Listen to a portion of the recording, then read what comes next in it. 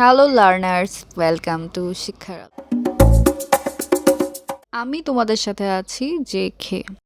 আজ আমরা শিখব ডু আর ডাজ খুবই সহজ একটা ট্রিক দিয়ে। Ready? Let's start. Rule. I, you, we, they থাকলে ডো ব্যবহার করতে হয়। হি, শি, ইট থাকলে ডাজ ব্যবহার করতে হয়। মনে রেখো, হি, শি, ইট হলে এস বাই এস যুক্ত করতে হয়। Does.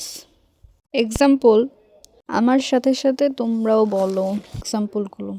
I do my homework, they do the work, he does his homework, she does the job.